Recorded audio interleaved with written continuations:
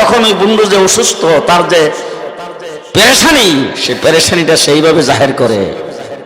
ভাইজান, বন্ধু, দুস্থ, আপনি আসার কারণে এবং আপনার কিছু কথাবার্তা শুনিয়া আমার মনের ভিতরে সমস্ত পেরেশানি দূর হয়ে গেছে। বলে না এরকম?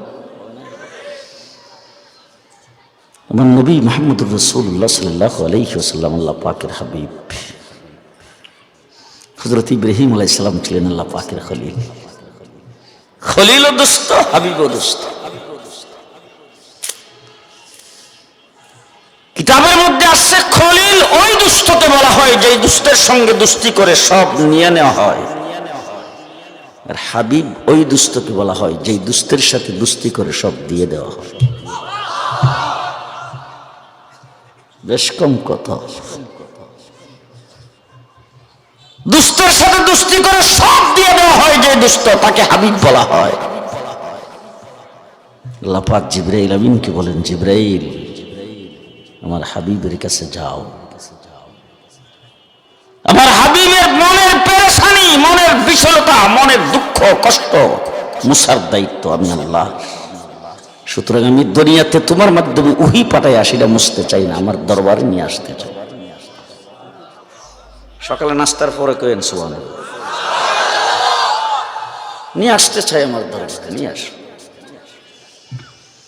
মুহাম্মদুর রাসূলুল্লাহ সাল্লাল্লাহু আলাইহি ওয়াসাল্লামকে জিবরাইল আমিন এসে ঘুম থেকে উঠায়া লম্বা চূড়া মেরাজের ইতিহাস সিনা সাক্ষরায়া কলবটাকে আনোয়ারাত দিয়ে ভরপুর করে বুরাকের মধ্যে উঠায়া আল্লাহ নবীকে নিয়ে বাইতুল মুকদ্দাস ইমামুল আম্বিয়া বানাইয়া রাসূলকে 7 আসমান পাড়ি দিয়া সিদরাতুল মুনতাহা পার করে আল্লাহ পাকের আরশে।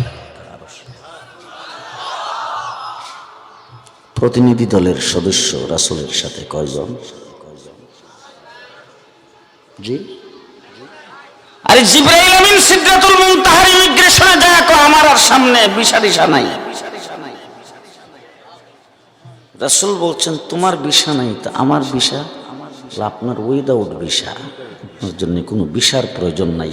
তার কারণ হলো এর পরের যে রাস্তাটা সৃষ্টি জগতের কেউ কোনোদিন যাই নাই, সামনেও কোনোদিন কেউ যাবে না,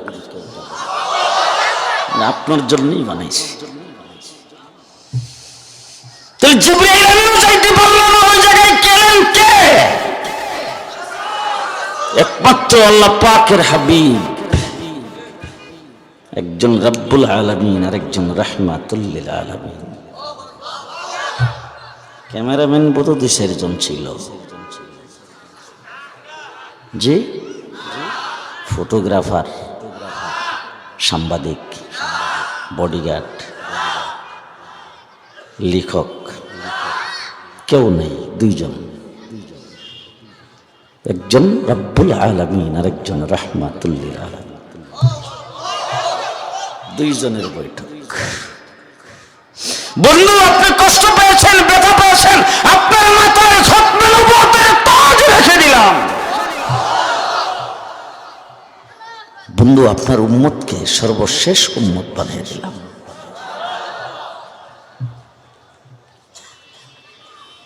আপনার নবুয়ত চিরস্থায়ী, না আব্বালেরও নবী, আখেরেরও নবী। বৈঠক অনেক লম্বা বৈঠক হয়েছে, কিন্তু রাসূল মেরাজ থেকে আয়েশা বলছেন যে আমি যে বিছানার মধ্যে শোয়া ছিলাম, যেখান থেকে উইটা আমি মেরাজে গেছি, আয়েশা দেখি বিছানাটা এখনো গরমই রয়েছে। এখন শীতের দিন আপনারা যদি সকালে ফজরের নামাজ পড়তে বিছানা থেকে উইটা যান, আয়েশা বিছানাটা গরম থাকে না ঠান্ডা? আল্লাহর নবী বলেন আমি আয়েশা দেখি বিছানাটা এখনো গরমই আছে।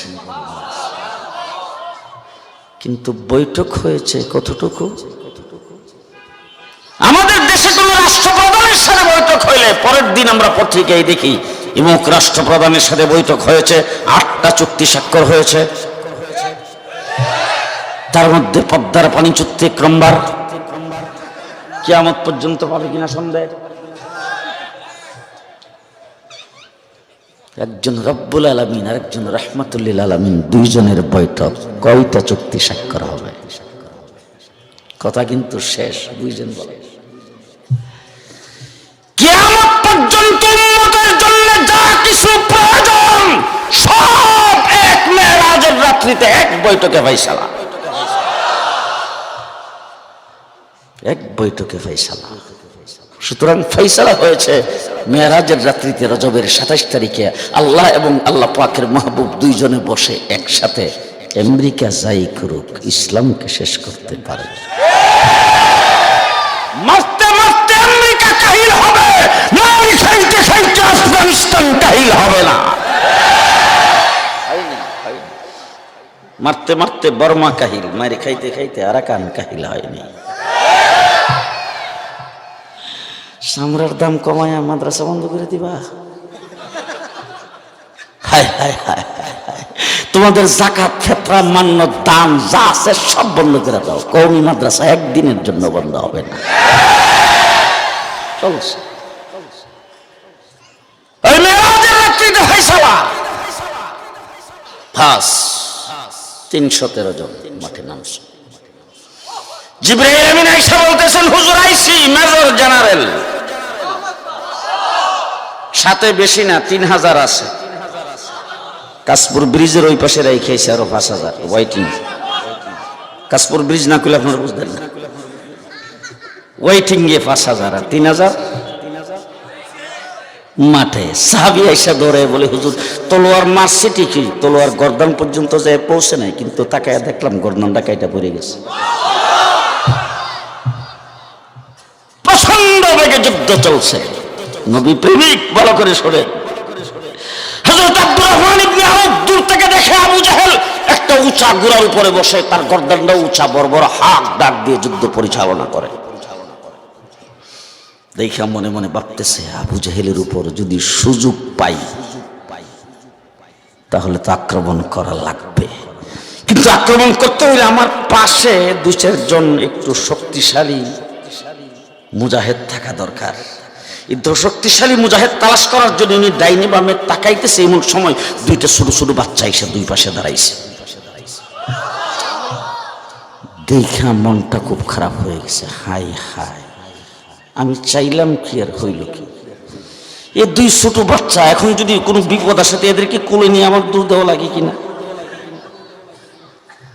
এমন সময় বাচ্চা 2টা ওনার দিকে এইভাবে তাকায়, চাচা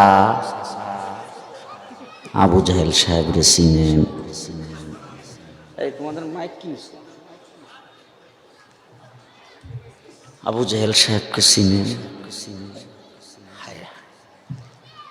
হযরত আব্দুর রহমান ইবনে আউফ তাদের দিকে তাকায় জিজ্ঞেস করে, আবু জাহেল দিয়ে তোমরা কি করবে? আমরা শুনেছি আবু জাহেল নাকি আল্লাহর নবীকে সবচাইতে বেশি নির্যাতন করেছেন। সিদ্ধান্ত 2টা নিয়ে এসেছি। কয়টা সিদ্ধান্ত? 1 নম্বর সিদ্ধান্ত হলো আমাদের হাতে আমরা আবু জাহেলকে জাহান্নামে পৌঁছাবো। 2 নম্বর সিদ্ধান্ত হলো যদি এইটা না পারি আমরা 2 জন জান্নাতে যাব। তৃতীয় কোনো রাস্তা নেই। 2 সিদ্ধান্ত আল্লাহর উপর শপথ করে আসছি। সিদ্ধান্ত নিয়ে আপনি আমাদেরকে একটু দেখাইয়া দেন।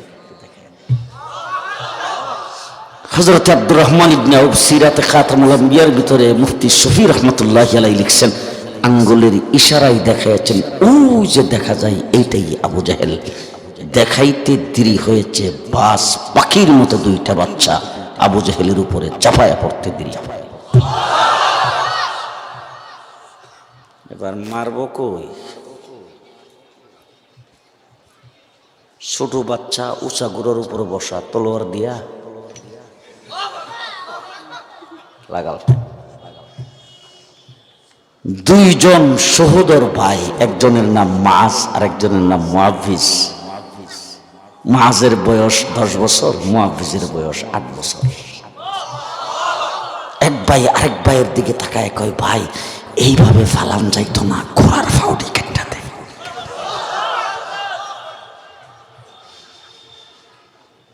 ঘোড়ার পাও কেটে দিয়েছেন, আবু জাহেল পড়ে গেছেন। তারা 2 ভাই আঘাতের পর আঘাত শুরু করে দিয়েছেন। হযরত আব্দুল্লাহ ইবনে মাসউদ দূর থেকে দেখে দৌড়ে এসে বুকের উপর সোয়া হয়ে বসে গেছেন।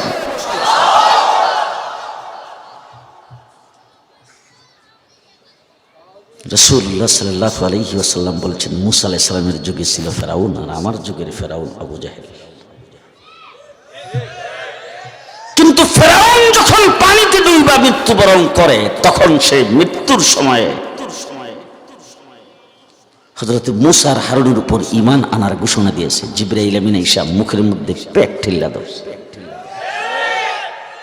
কিন্তু আর আল্লাহর নবীর জমানার ফেরাউন এর মাথা কাটার সময় হে ডাক দিয়া গর্দানটা লম্বা করে কাটিস, আরো যাদের মাথা কাটতেছ তো এগুলি কাটার পরে সবগুলি একটার সাথে রাখলে যেন আমারটা বড় দেখা যায়। হঠাৎ আরেকটা কথা মনে হয়েছিল, কইতাম এই আবু জাহেলের ছেলে আকরামা ইসলাম কবুল করেছেন। কোরআনের মুফাসসিরদের মধ্যে তার নাম আছে। সে আকরামা যখন ইসলাম কবুল করেছে, আমার রাসূল সাল্লাল্লাহু আলাইহি সাল্লামের আখলাক দেখেন। আল্লাহর নবী বলেছেন সাহাবায়ে কেরামকে, সাহাবীরা আকরামার সামনে কোনোদিন আবু জাহেলের কোনো মন্দচারী কিছু বলে তার অন্তরে কষ্ট দিও না। দুইটা বাচ্চা আবু জাহেলকে হত্যা করে দৌড়ে রাসূলের দিকে যাচ্ছে, এক ভাই আরেক ভাইরে ধাক্কা দিয়ে তুই সর, আমি মারছি। হিরা কর, না তুমি সরো, আমি মারছি। ঝগড়া করতে করতে রাসূলের দরবারে পৌঁছার পর আল্লাহর নবী জিজ্ঞেস করেছেন, এই কি নিয়ে ঝগড়া করো? বলে হুজুর আমি মারছি। এখন না হুজুর আমি মারছি। লারি বেটা তোমরা যে মারছো যে তলোয়ার দিয়া, তলোয়ারটা ধুয়ে লাইছো? না হুজুর, তলোয়ারটা আমার হাতে দাও। আল্লাহর নবী দেখে দুটা তলোয়ারের মধ্যে রক্ত লাগানো। রাসূল ডাক দিয়া বলে, তোমরা দুইজনে মিললেই মারছো, ঝগড়া করো না। যদি রাসূল শেষ নবী না হতো তাইলে এইসব হইতো না। রাসূল সর্বশেষ নবী।